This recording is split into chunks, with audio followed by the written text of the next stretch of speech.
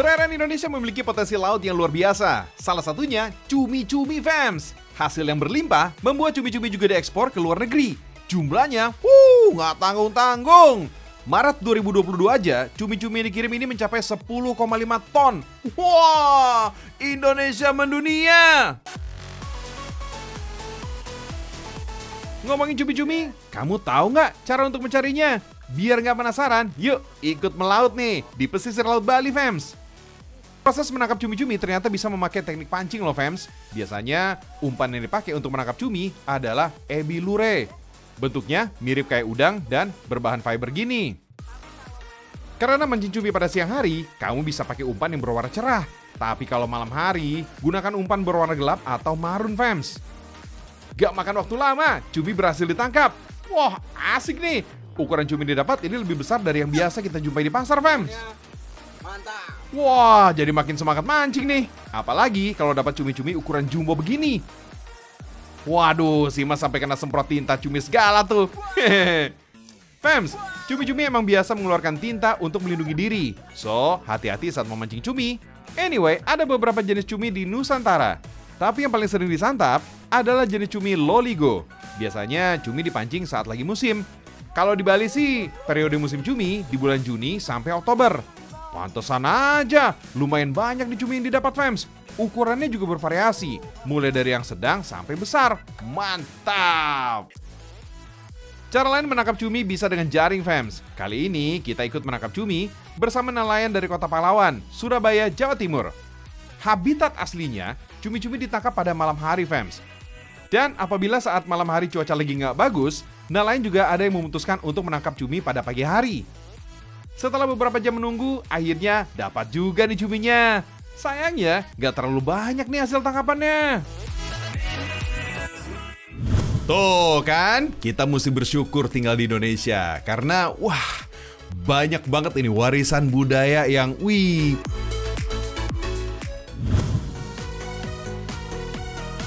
Anyway, kamu tahu dong sama calamari? Itu loh, camilan renyah berbahan cumi-cumi yang berbentuk cincin.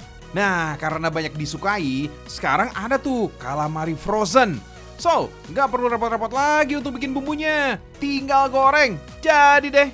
Tapi nggak cuma cumi-cumi aja. Calamari ternyata juga ada yang dibuat dari sotong. By the way, kamu ada yang tahu nggak bedanya cumi-cumi dan sotong? Kalau cumi-cumi cuma bisa mengubah warna kulitnya saat mempertahankan diri. Sotong justru bisa mengubah warna sekaligus tekstur kulitnya. Wah, keren ya. Tapi dilihat sekilas sih, emang susah membedakan kedua hewan ini. Yang jelas, rasanya sama-sama enaknya saat diolah jadi calamari. Wah, banyak dan besar-besar ya. Setiap hari ada lebih dari 7 ton sotong dan cumi segar yang diolah di pabrik calamari frozen ini, fams. Ukurannya sih macam-macam, tapi yang bisa diolah jadi calamari panjangnya antara 15 sampai 25 cm aja.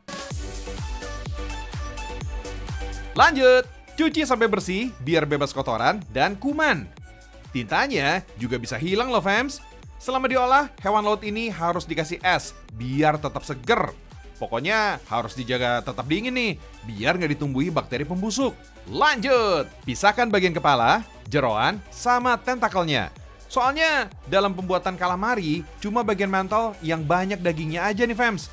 Terus kulit tipisnya ini juga perlu dibersihkan ya, karena inilah yang rawan terkena kuman. Nah, kalau udah bersih, bagian mantel ini bisa langsung dipotong melintang kayak cincin, yang jadi bentuk khasnya calamari. Abis itu tinggal dikemas deh. Ada yang dipasarkan di dalam negeri, ada juga yang ke luar negeri, fams. Pastinya harus dalam keadaan beku, biar tahan sampai di atas 1 tahun. Wah, lama juga ya. Kalau udah gini, memasak calamari jadi lebih praktis, gak pakai ribet lagi. Nah, sekarang kita masak nih calamari frozennya. Beri irisan bawang putih, merica, garam, chicken powder, dan mustard. Bumbu ini bisa ngilangin bau amisnya calamari loh, fams. Kalau sudah, campur dengan putih telur sampai rata. Sip, sekarang balurin dengan tepung, fams, biar renyah kalau digoreng. Hihi, goreng dalam minyak panas dengan api sedang selama 7 menit.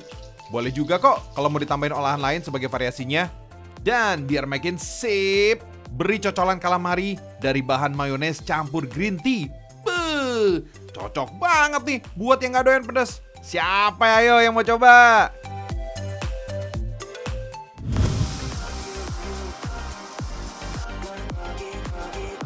Nah, buat kamu yang doyan pedas, sambal baby cumi ini bisa jadi pilihan, Fems.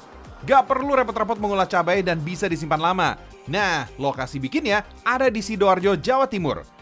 Bahan buat bikin sambal ada cabai merah dan cabai rawit segar.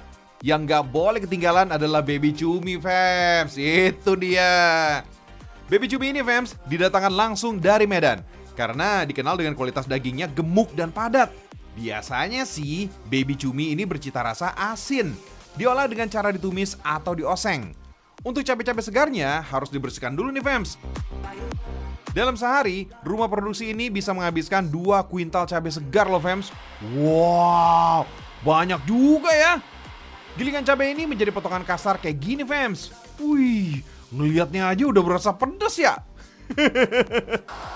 Oh iya, warna merah pada cabai ini menandakan banyaknya kandungan beta-karoten yang bila diserap oleh tubuh bakal dirubah menjadi vitamin A yang sangat bagus untuk kesehatan mata. Jangan lupa campur gilingan bawang merah dan bawang putih sebagai tambahan penyedap rasa alami. Hasil gilingan cabai ini juga langsung dimasak dalam beberapa tahapan. Pertama, gilingan cabai disangrai menggunakan api kecil sampai airnya kering. Hasilnya, cabai jadi tetap higienis dan sambal jadi lebih awet, Fems. Sambil nunggu airnya kering, siapkan dulu nih baby cuminya nih, Fems. Goreng baby cumi dalam minyak panas sampai matang dan kering. Sambil dimasak, perlahan cabai disiram sama minyak goreng panas ya. Aduk terus dan tambahkan baby cuminya. Pemasakan sambal ini membutuhkan waktu berjam-jam sampai sambal benar-benar matang. Soalnya sambal yang dimasak ini jumlahnya banyak banget.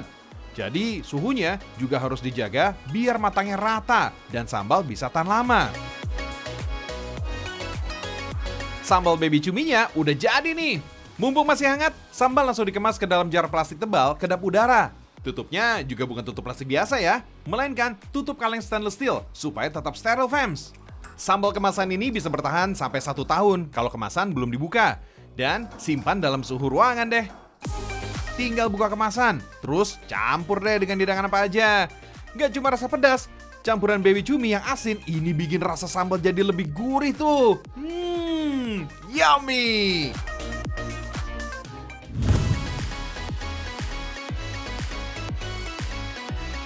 Gak cuma bagian mantelnya aja, telur cumi juga bisa dibuat kericu alias keripik telur cumi, Fems. Rasanya, enak banget, Fems. Jadi rasanya itu gurih dan teksturnya renyah banget.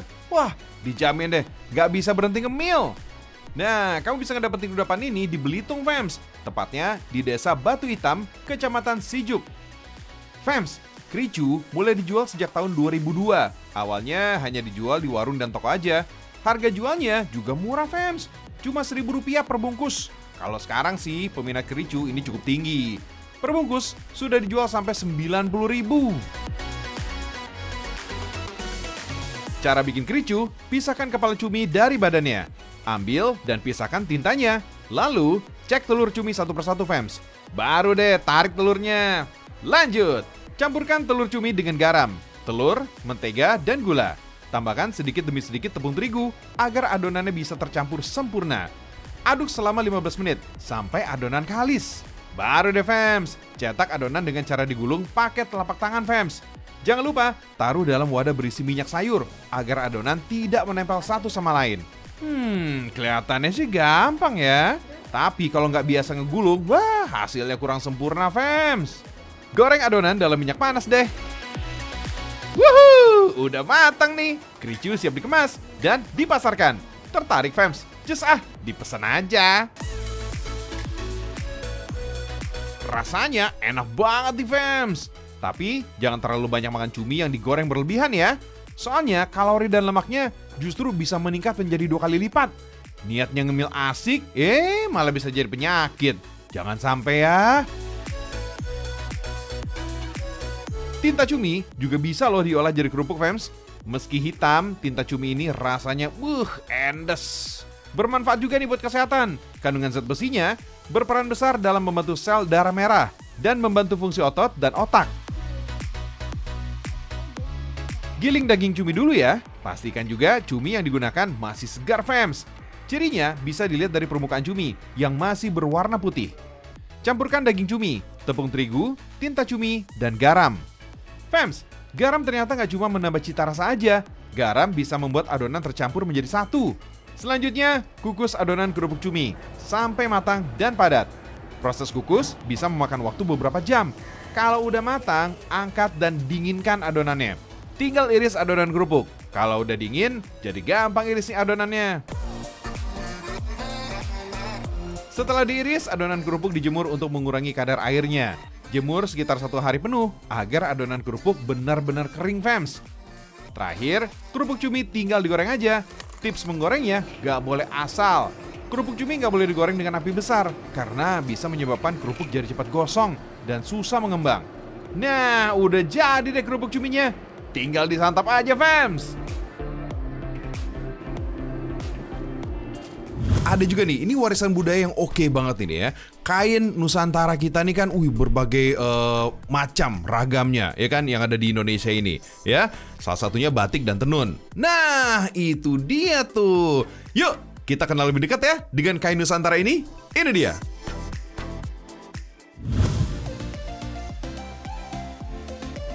Fams, kalau ngomongin tren fashion, Indonesia mungkin termasuk jadi juaranya. Terkadang beda selera sih, tapi soal gaya, rasa percaya dirinya terkadang juga nggak kira-kira.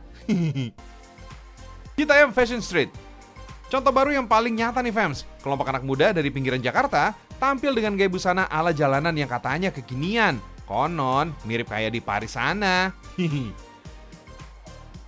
Padahal, fams, ngomongin soal fashion, sejak zaman nenek moyang dulu, Indonesia nggak bisa dipandang sebelah mata.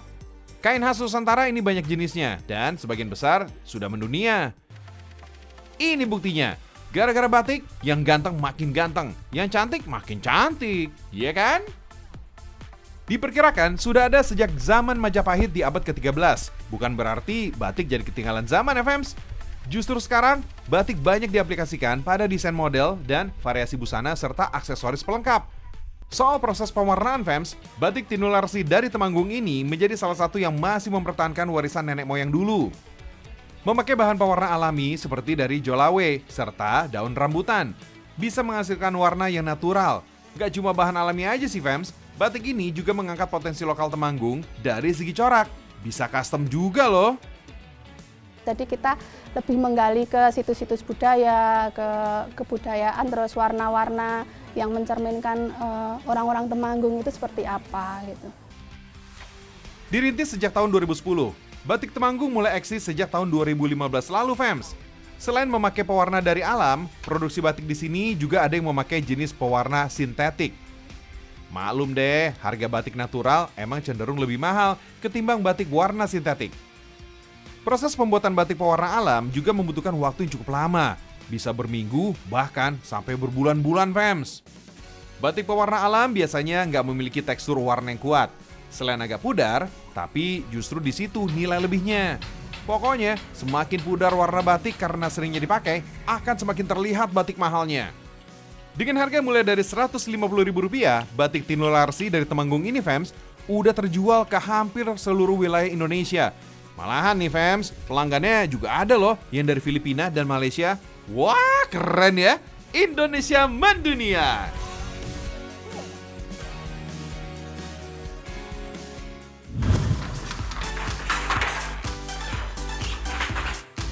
Gak cuma batik aja loh, fams.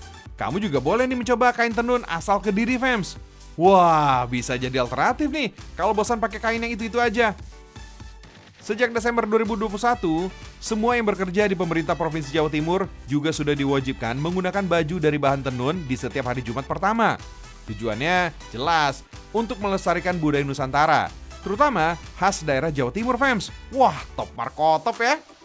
Kalau lihat begini, wah, saya jadi pengen satu deh. Hehehe, abis, cakep sih. Fams, kain tenun Kediri memiliki karakter yang berbeda dengan kain tenun pada umumnya. Bahannya lebih adem, halus, dan motif yang berbeda karena masih dibuat secara tradisional. Khasnya, motif kali berantas atau gambar sungai terpanjang kedua di Pulau Jawa yang alirannya melewati daerah Kediri ini. Motif lainnya ada motif kain ceplok. Sekilas, motif ini menyerupai telur ceplok dengan kombinasi corak mawar. Makna di balik motif ceplok ini adalah berkumpul dan bersatu. Dipercaya bisa mendatangkan rasa bahagia dan harmonis dalam hidup. Produksi kain tenun Kediri ini sudah berjalan selama 4 generasi. Dengan mesin ATBM atau alat tenun bukan mesin yang dioperasikan secara manual. Dengan mesin ini, Fems, kualitas kain tenun Kediri tetap terjaga dari dulu hingga sekarang, Fems. Untuk bahan utamanya adalah benang tenun. Satu kain yang berukuran 94 x 2,5 meter aja biasa membutuhkan 3.200 benang tenun untuk jadi satu kain tenun, Fems. Wow, banyak ya! Lalu, ikat benang yang sudah diberi motif dengan tali rapia, Fems. Tujuannya untuk membedakan warna tiap motif saat melakukan proses pewarnaan. Nah, proses pengikatan inilah yang menjadi cikal bakal kain tradisional diberi nama tenun ikat. Pokoknya emang butuh konsentrasi, kreativitas, dan ketelatenan lebih, Fems. Pada proses pewarnaan dilakukan secara bertahap. Semakin banyak motifnya, semakin lama juga nih proses pewarnaannya. Biasanya, satu kain membutuhkan waktu perendaman selama 1 harian penuh agar warnanya pekat maksimal, Fems. Belum lagi dengan proses bilas dan jemurnya. Nah, ini dia nih, kain tenun yang udah jadi. Meski terlihat sama, jenis benangnya berbeda loh, Fems. Dalam sejarahnya, tenun ikat ini sudah ada sebelum Indonesia merdeka atau sejak masa pemerintahan Kerajaan Kediri sekitar abad 11 sampai 13. Pada tahun 1950, kain tenun Kediri mulai berkembang tuh. Diawali oleh warga keturunan Tionghoa dengan membuka usaha yang memiliki sekitar 200 alat tenun dan ratusan perajin. Jaya-jayanya kain tenun ini terjadi pada tahun 1960 sampai 1970, Fems.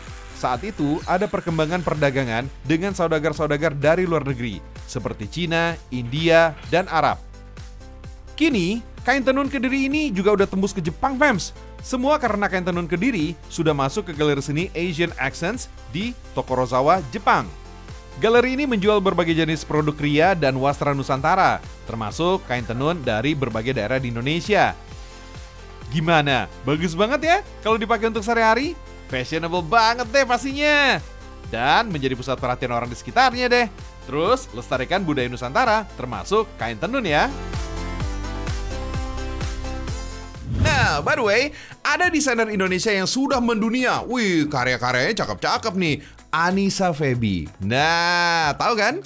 Kalau yang belum tahu, seperti apa sih desainnya? Nah, itu dia. Kita simak sama-sama ya. Ini dia. Dia Anissa Febi, perancang busana dari Banyuwangi, Jawa Timur yang berhasil go international. Anissa Febi adalah yang mendesain kostum ekstravaganza bertema mahkota Cleopatra ini. Mulai dari mahkotanya yang seberat 15 kg sampai hiasan harimaunya.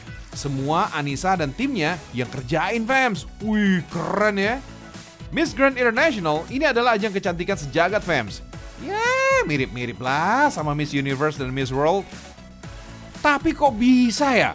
Perancang dari Indonesia mendesain kostum nasional untuk negara lain di ajang bergengsi pula. Gimana sih ceritanya? Semua ternyata berawal dari keikutsertaan Anissa Febi di berbagai event lokal. Salah satunya Jember Fashion Carnival yang tersohor itu, Fems. Karena beberapa kostum-kostum saya sudah pernah berkompetisi di ajang internasional dan alhamdulillah sering mendapatkan best nasional kostum. Jadi mungkin organisasi-organisasi dari berbagai negara tersebut menghubungi saya karena memang mereka ingin dibuatkan kostum untuk negara mereka. Hebatnya, wanita asli Banyuwangi ini udah dipercaya mendesain kostum negara Kamerun di Miss Afrika 2022. Kontes kecantikan sebenua Afrika rencananya ini akan digelar di pertengahan tahun 2002 ini loh, Fems. Wih, kita tunggu aja ya hasil karyanya.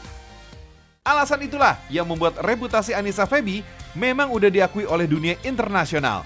Mantap! Ngomong-ngomong, kok negara lain semua sih? Rancangan buat negara sendiri mana? Kostum buat Indonesia tercinta. Wets, tenang! Anissa Febi juga sudah menyumbang baju untuk Miss Indonesia.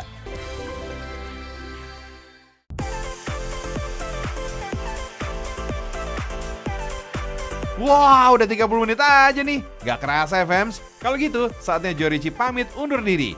Jangan lupa nonton terus Seragam Indonesia karena Indonesia mendunia. Sampai jumpa besok.